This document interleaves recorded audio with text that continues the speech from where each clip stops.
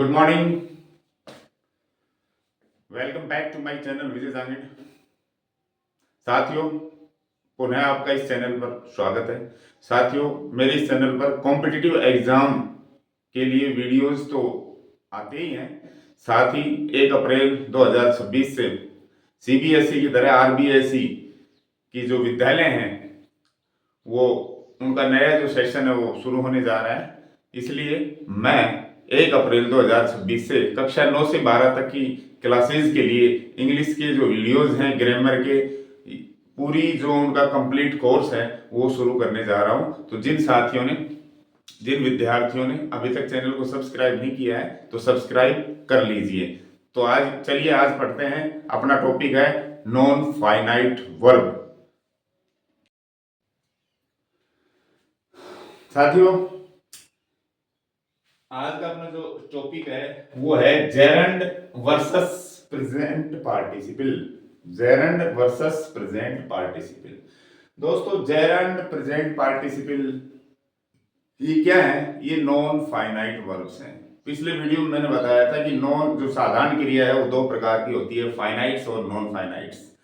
और जो non finites हैं वो 3 तरह की होती है, इन्फिनेटिव, जेरंड और पार्टिसिपल। दोस्तों, पिछले वीडियो में मैंने पूरी कॉन्सेप्ट क्लियर की थी इससे संबंध में।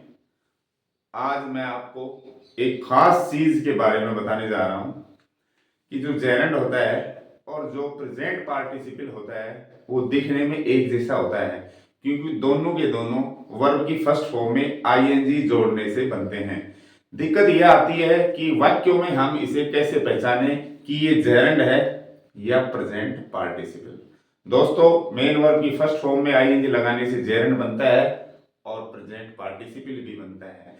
लेकिन जेरंड नाउन का काम करता है, संज्ञा का काम करता है, जबकि प्रेजेंट पार्टिसिपल या तो वर्ब का काम करेगा, एक्शन और स्टेट बताएगा, या फिर वो विशेषण एडजेक्टिव का काम करेगा। तो चलिए इस वीडियो में देखते हैं इन कुछ उदाहरणों के माध्यम से कि इनमें क्या अंतर है, इनको हम कैसे पहचाने। इसी वीडियो के माध्यम से आपकी ये जो कॉन्सेप्ट है बिल्कुल और बिल्कुल क्लियर हो जाएगी। चलिए जानते हैं। दोस्तों, इधर है प्रेजेंट पार्टिसिपल, वो है जेरंड। इधर है जेरंड। दोस्तों, इधर है प्रेजेंट पार्टिसिपल की एग्जांपल्स। Present participle.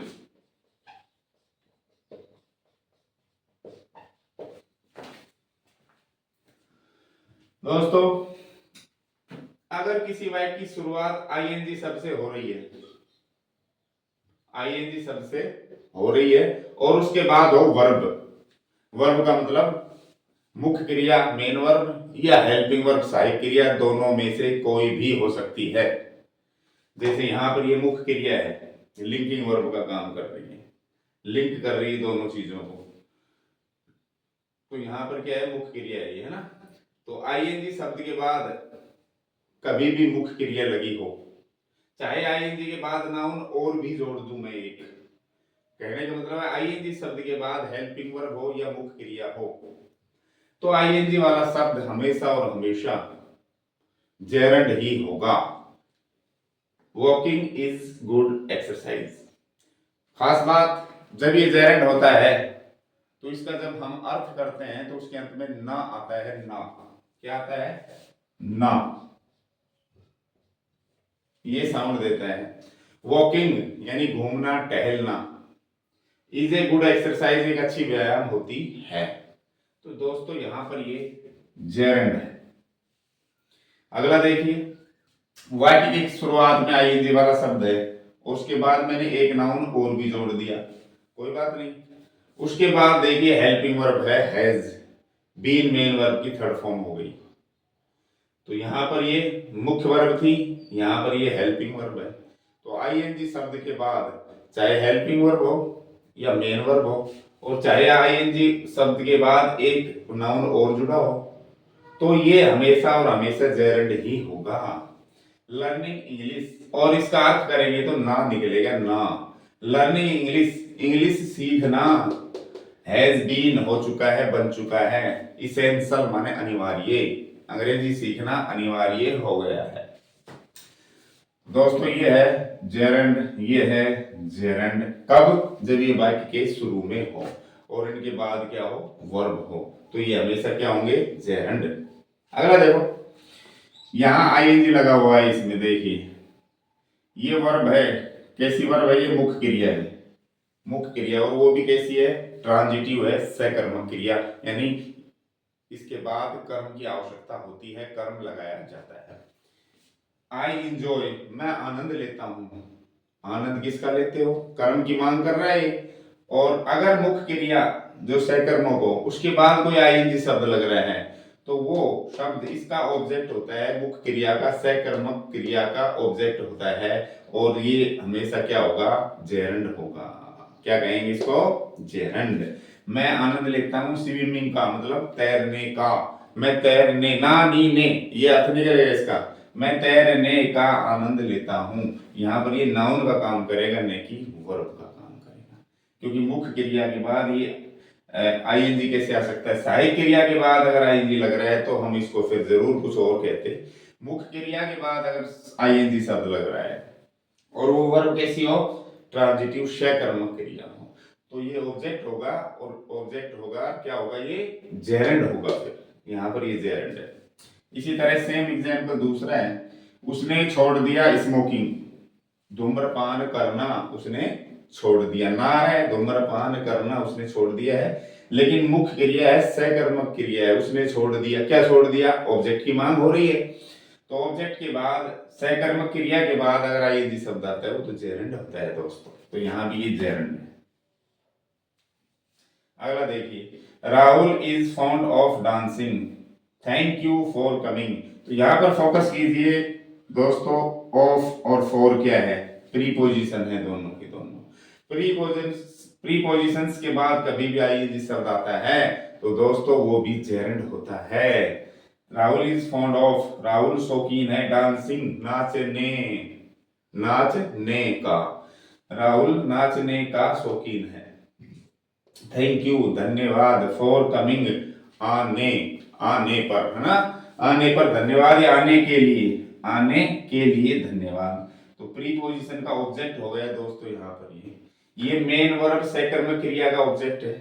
ये प्रीपोजिशन के बाद आ रही है आईएनजी वाला शब्द, तो ये प्रीपोजिशनल ऑब्जेक्ट हो गया, प्रीपोजिशन का ऑब्जेक्ट हो गया। तो यहाँ पर भी ये दोनों शब्द जेरंड है दोस्तों। क्या है? जेरंड। अगला देखिए, माई हॉबी इज रीडिंग।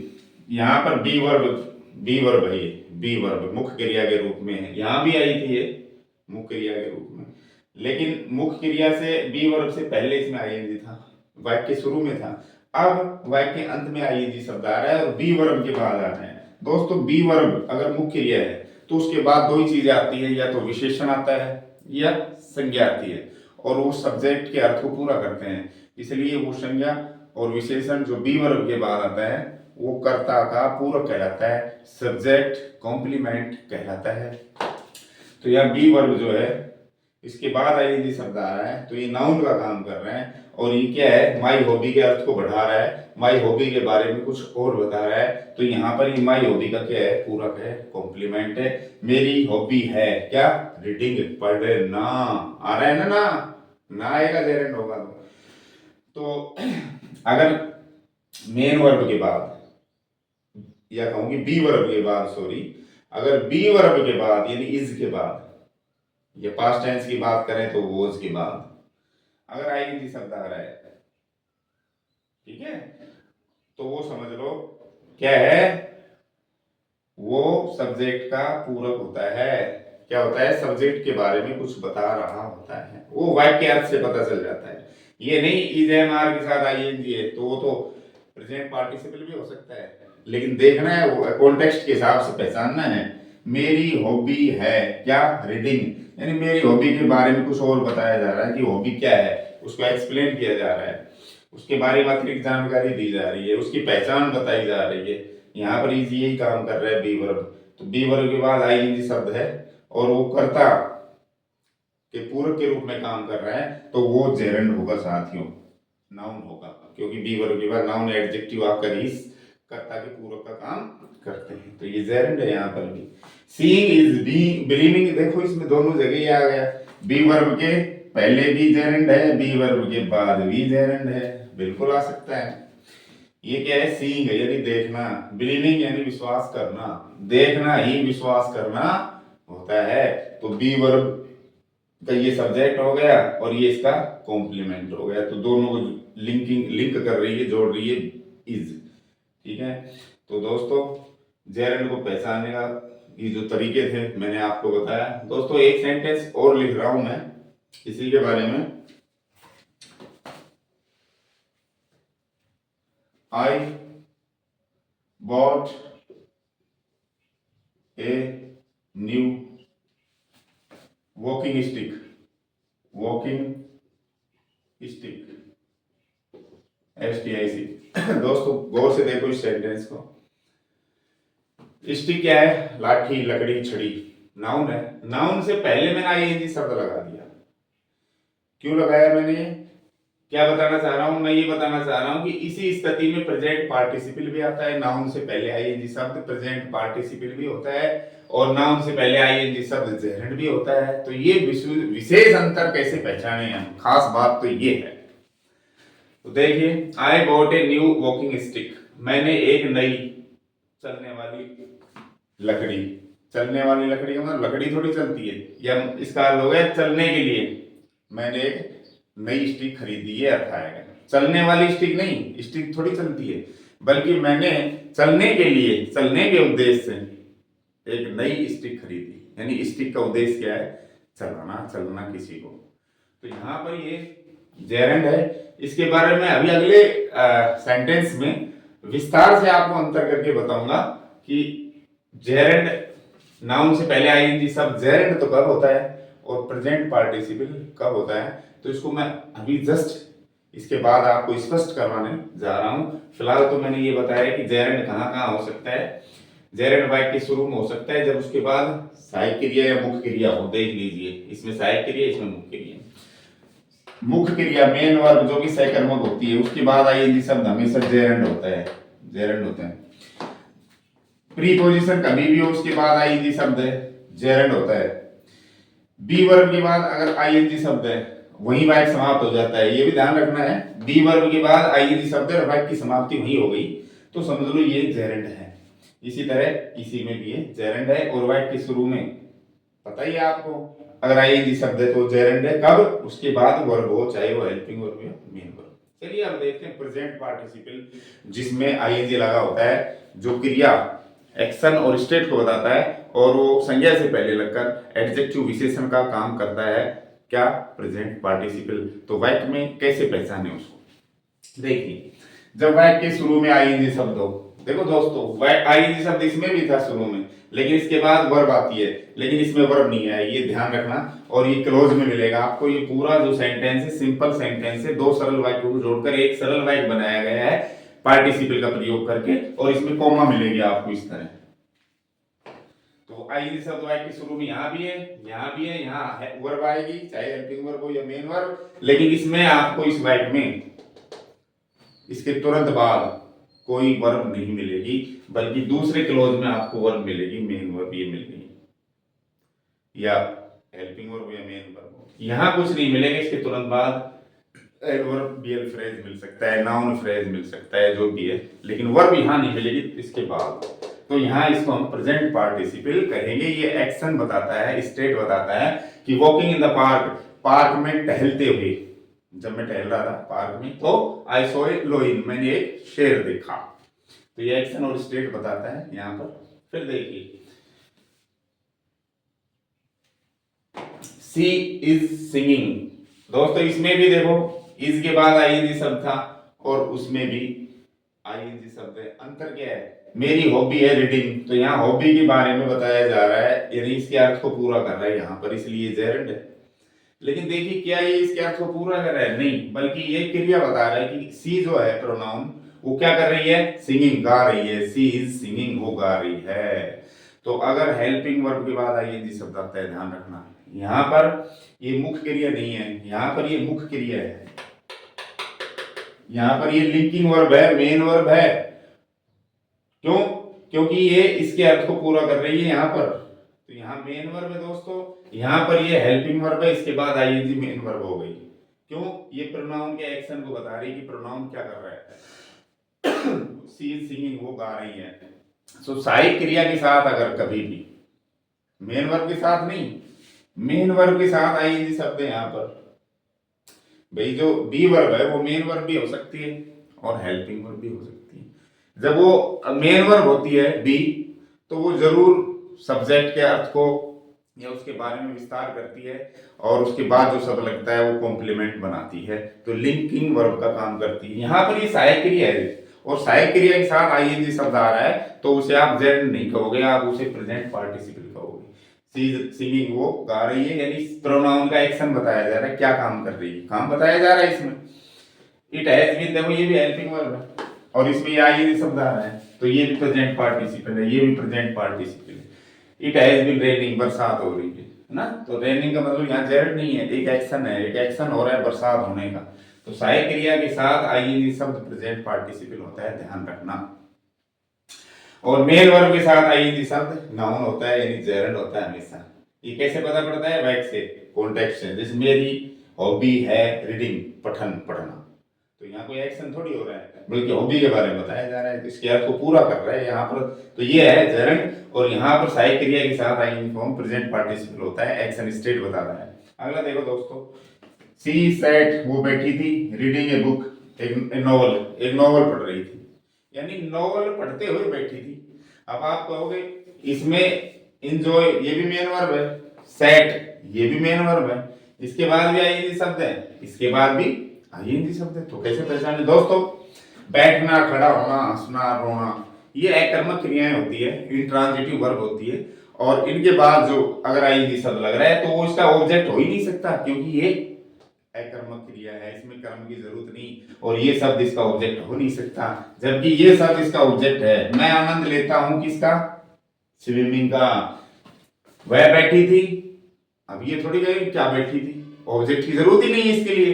तो इंट्रांजिटिव वर्ब के बाद अगर आईएनजी आ रहा है तो वहां पर वो प्रेजेंट पार्टिसिपल होगा दोस्तों, न कि जेरेंड। वह बैठी थी नॉवल पढ़ते हुए, यानी नॉवल पढ़ते हुए वो बैठी थी, तो यहाँ पर ये प्रेजेंट पार्टिसिपल है, जबकि यहाँ पर इन दोनों में ये जेरेंड है, क्योंकि ये सकर्मक क्रिया है और उनका ऑब्जेक्ट बन गया। ये अकर्मक क्रिया है, इसमें ऑब्जेक्ट की जरूरत ही नहीं है, ठीक है। तो ये एक्शन बताया जा रहा है सिर्फ। डोंट जंप, कूदो मत, फ्रॉम ए मूविंग बस। देखो दोस्तों, यहां नाउन से पहले जेरेंड, यहां नाउन से पहले प्रेजेंट पार्टिसिपल है। अब इनको कैसे पहचाने, ये बहुत ही महत्वपूर्ण डिफरेंस है जो अभी आपको मैं बताने जा रहा हूं। तो ये कह रहा है कूदो मत चलती हुई बस में से, मूविंग बस में से मत मत कूदो। मेरा कहने का मतलब है नाउन से पहले जेरेंड भी हो सकता है, प्रेजेंट पार्टिसिपल भी हो सकता है। कैसे पहचाने? मेन की डिफरेंस को कैसे जाने हम? तो चलिए अब मैं इन दोनों में आपको अंतर करके बता रहा हूं कि अगर नाउन से पहले आईएनजी शब्द लगा है तो उसको हम जेरेंड कब कहेंगे और प्रेजेंट पार्टिसिपल कब कहेंगे। चलिए दोस्तों जानते हैं, चलिए देखते हैं कि जेरेंड और जो प्रेजेंट पार्टिसिपल है दोनों एक दूसरे के होते हैं, दोनों आईएनजी लगने से बनते हैं मेन वर्ब की फर्स्ट फॉर्म में, लेकिन जब ये संज्ञा से पहले लगे रहते हैं तो हम इनको कैसे पहचाने कि ये जेरेंड है या प्रेजेंट पार्टिसिपल है। चलिए जानते हैं दोस्तों। जेरेंड, दोस्तों जो जेरेंड है अगर वो नाउन से पहले लग रहा है तो वो उसका पर्पज बताता है। क्या बताता है? पर्पज, उद्देश्य बताता है, उद्देश्य।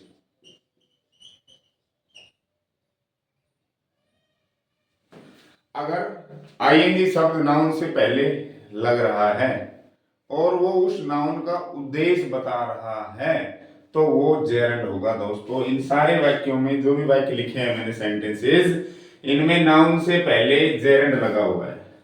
ये नाउन है, ये जेरेंड है, नाउन है, जेरेंड है, नाउन है, जेरेंड है। ये नाउन है मशीन, ये जेरेंड हो गया। ये पानी नाउन है, ये जेरेंड हो गया। लेकिन जेरेंड क्यों हो गया, मेन बात तो ये जाननी है हमें कि जेरेंड हो क्यों गया, प्रेजेंट पार्टिसिपल क्यों नहीं है। तो मैं बता रहा हूं आपको कि जो जेरेंड है वो नाउन से पहले लग करके क्या बताएगा, हमेशा उस नाउन का उद्देश्य बताएगा। अब कैसे पता चले उद्देश्य, तो सीधा सा शॉर्ट ट्रिक बताता हूं मैं आपको।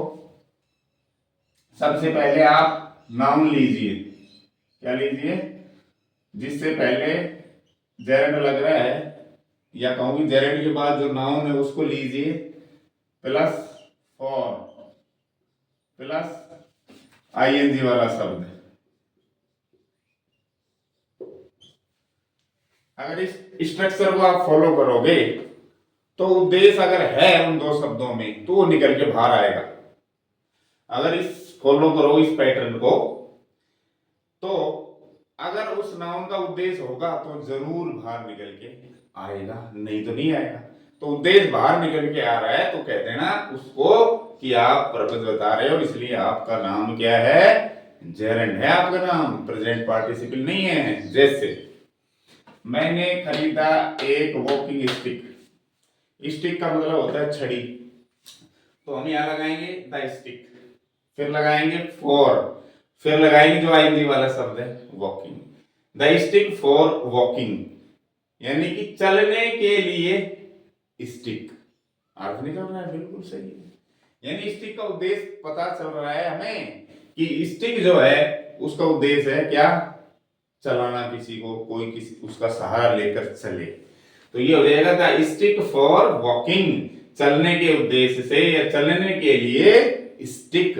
तो बिल्कुल पर्पस इसका निकल के आ रहा है। और वैसे भी देखो स्टिक, चलती हुई स्टिक तो हो ही नहीं सकती, चलती हुई छड़ी तो हो ही नहीं सकती, कैसे चलेगी छड़ी। तो स्टिक का उद्देश्य है वॉकिंग, यानी किसी को चलाना, खुद नहीं चलना, खुद तो उसको चलाएगा जब चलेगी, लेकिन इसका जो पर्पस है स्टिक का वो बिल्कुल निकल के आ रहा है कि स्टिक फॉर वॉकिंग।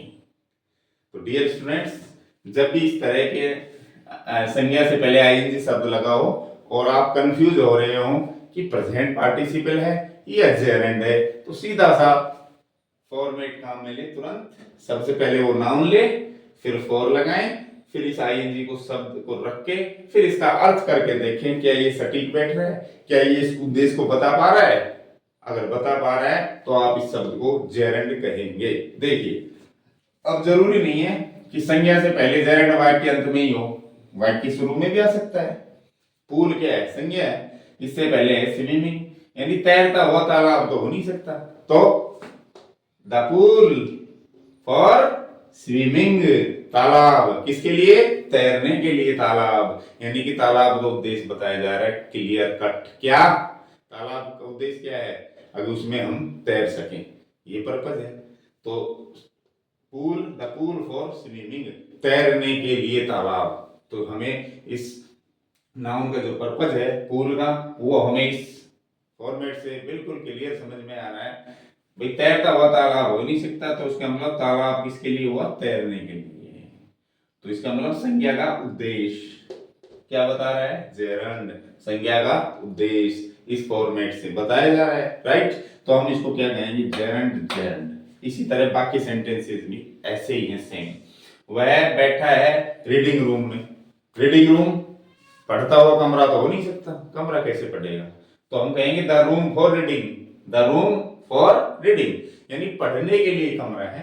तो कमरे का उद्देश्य बता रहा है ये शब्द, इसलिए क्या है, ये जेरेंड है। इसी तरह इसमें है my washing machine is making a noise, मेरी जो वॉशिंग मशीन है वो आवाज कर रही है। तो मशीन नाउन हो गया और वॉशिंग मशीन हो नहीं सकती, वॉशिंग मशीन हो नहीं सकती, वॉश करती हुई मशीन थोड़ी है। भाई जिसमें कहूं नाश्ता हुआ लड़का, तो लड़के का उद्देश्य थोड़ी है नाश्ता, है ना, तो वो विशेषता हो गई। तो यहाँ क्या है, मशीन फॉर वॉशिंग हो गया, वो machine, the machine for washing, यानी कि धुलाई के लिए मशीन हो गई, है ना। तो यहाँ उद्देश्य पता चल रहा है, तो यहाँ भी जेरेंड है। Is this drinking water, water noun है, आईएनजी शब्द है, तो क्या यह ड्रिंकिंग वाटर सेफ है, तो वाटर अभी पीता हुआ पानी थोड़ी है, पीता हुआ पानी तो हो ही नहीं सकता, तो पानी ड्रिंकिंग के लिए हो गया, द वाटर फॉर ड्रिंकिंग, यानी पीने के लिए, पीने के उद्देश्य से पानी। तो यहाँ इसका उद्देश्य बताया जाना है। तो दोस्तों अगर नाउन से पहले आईएनजी शब्द लग रहा है तो वो जेरेंड है या नहीं, ये कैसे पहचाने? पहली बात तो आपको ये याद होना चाहिए, जेरेंड हमेशा क्या बताएगा नाउन से पहले लगकर? उद्देश्य बताएगा।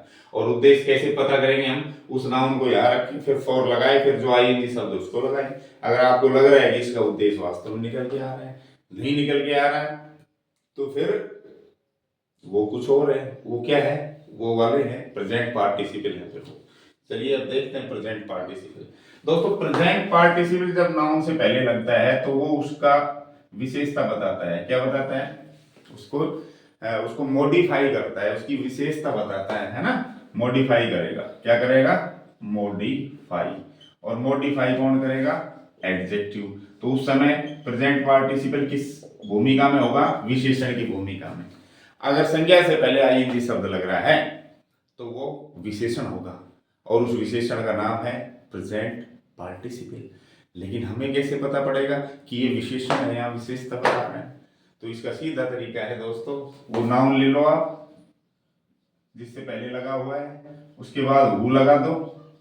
अगर वो नाउन व्यक्ति है, वो नाउन जो आप लगा रहे हो अगर वो व्यक्ति है, स्त्री या पुरुष, तो आप वो लगाएं। अगर वो वस्तु जानवर वगैरह है तो आप विच लगाएं। क्या लगाएं? विच। उसके बाद आप वर्ब लगाएं, या तो इज लगेगा या आर, और उसके बाद जो आईएनजी शब्द है दोस्तों वो लगा दो। आईएनजी शब्द जो उस वाक्य में है वो लगाइए। अगर इस तरह उस वाक्य का अर्थ सही आ रहा है, बिल्कुल आपको लग रहा है कि विशेषता बताई जा रही है, तो ये पैटर्न आप फॉलो करें और उसकी विशेषता पता करें। क्या वास्तव में संज्ञा की विशेषता बता रहा है आईएनजी वाला शब्द? तो संज्ञा की विशेषता अगर आईएनजी वाला शब्द बता रहा है तो ये जो फिट है अपना, बिल्कुल पैटर्न बिल्कुल सही बैठेगा। देखो, India is a developing country, ये नाउन है और ये आईएनजी शब्द है। ये यहाँ पर ये प्रेजेंट पार्टिसिपल है। क्यों है? क्योंकि यहाँ पर ये मॉडिफाई कर रहा है। ये शब्द संज्ञा को मॉडिफाई कर रहा है, उसकी विशेषता बता रहा है। इसको देख लेते हैं पैटर्न में रख के, क्या वास्तव में विशेषता बता रहा है, ये उद्देश्य बता रहा है। तो इसका अर्थ है भारत एक डेवलपिंग कंट्री है, विकासशील देश है। तो हम कहेंगे noun the country, the country. तो इसमें हम वो का यूज करेंगे नहीं, व्यक्ति तो है नहीं कंट्री, तो विच करेंगे। द कंट्री विच, सिंगुलर इसलिए लगा दो इज, और जो आई शब्द है वो लगा दो डेवलपिंग। देश जो इज डेवलपिंग, विकास कर रहा है। देश जो विकास कर रहा है अर्थात विकासशील। तो इसका मतलब यहाँ पर कंट्री की विशेषता, यानी कंट्री को मॉडिफाई कर रहे हैं डेवलपिंग शब्द, देश की विशेषता बता रहा है, उसका उद्देश्य नहीं बता रहा दोस्तों। जैसे इसमें बता रहा था चलने के लिए लकड़ी, यानी लकड़ी का उद्देश्य क्या है? चलने के लिए, मतलब किसी को चलाना, सहारा देना। ठीक है, इसमें इसकी विशेषता थोड़ी बता रहा है कि चलती हुई लकड़ी, लकड़ी तो चल ही नहीं सकती, विशेषता कैसे बनी? लेकिन इसमें कंट्री की ये शब्द विशेषता बता रहा है कि कैसा कंट्री? डेवलपिंग, जो डेवलप हो रहा है अर्थात विकासशील। ऐसे ये सारे सेंटेंस हैं। देखिए आगे, देखो उस उड़ते हुए पक्षी की तरफ। पक्षी नाउन है, ये आईएनजी शब्द प्रेजेंट पार्टिसिपल है, रख के देखो यहाँ पर। द बर्ड, पक्षी है, विच लगाओ, विच इज फ्लाइंग, पक्षी जो उड़ रहा है अर्थात उड़ता हुआ हो गया, विशेषता बन गई। बिल्कुल सटीक बैठ गया ये भी। अगला देखो, मैंने देखा भौंकता हुआ कुत्ता।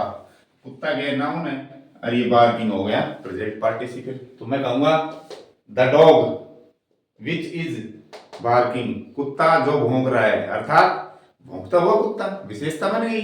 अगला है never try to catch a running bus, दौड़ती हुई बस को कभी पकड़ने की कोशिश मत करना। यहाँ पर नाउन है, ये प्रेजेंट पार्टिसिपल है। क्यों? The bus which is running, बस जो दौड़ रही है अर्थात दौड़ती हुई बस, तो मॉडिफाई कर रहा है ये सब, संज्ञा की विशेषता बता रहा है, तो प्रेजेंट पार्टिसिपल है। बार्किंग डॉग सेल्डम बाइट, भौंकने वाले जो कुत्ते होते हैं ना वो काटते नहीं है, या सेल्डम, शायद कभी काटते हैं, है ना? तो ये नाउन है, ये प्रेजेंट पार्टिसिपल है। अब मैं कहूंगा the dogs which are barking, कुत्ते जो भौंक रहे हैं अर्थात भौंकते हुए कुत्ते। तो ये शब्द इसको मॉडिफाई कर रहा है, इसकी विशेषता बता रहा है, यहाँ पर ये विशेषण का काम कर रहा है। ओके, समझ में आ रहा है? अगला, falling leaves covered the ground, गिरती हुई पत्तियों ने ग्राउंड को ढक दिया, कवर कर दिया। तो लीव्स क्या है? नाउन है, ये विशेषण हो गया, यानी कि प्रेजेंट पार्टिसिपल। यहां रख के देखो, the leaves which are falling, पत्तियां जो गिर रही हैं मतलब गिरती हुई, तो इसकी विशेषता ये बता रहे हैं यहाँ पर दोस्तों, ये प्रेजेंट पार्टिसिपल। तो आशा करता हूं ये कॉन्सेप्ट आपको बिल्कुल समझ आ गया होगा। ये दोनों पैटर्न का आप इस्तेमाल करें। आईएनजी शब्द जेरेंड भी होता है, प्रेजेंट पार्टिसिपल भी होता है। संज्ञा से पहले जब वो लगा हो तो कैसे पहचाने, उसके लिए 2 शॉर्ट ट्रिक्स मैंने आपको बता दी है। ये पर्पस बताता है और ये मॉडिफाई करता है, एडजेक्टिव का काम करता है विशेषण का। इसमें आप ये पैटर्न यूज करें, इसमें आप ये पैटर्न यूज करें, बिल्कुल आसानी से आप किसी भी वाक्य में किसी शब्द से पहले जो शब्द आईएनजी शब्द लगाए उसको आसानी से आप बता पाएंगे कि ये जेरेंड है या प्रेजेंट पार्टिसिपल है। आशा करता हूं जानकारी अच्छी लगी होगी। अगर वीडियो अच्छा लगा तो लाइक करें, शेयर करें, सब्सक्राइब चैनल को नहीं किया है तो सब्सक्राइब करें। Thank you, bye.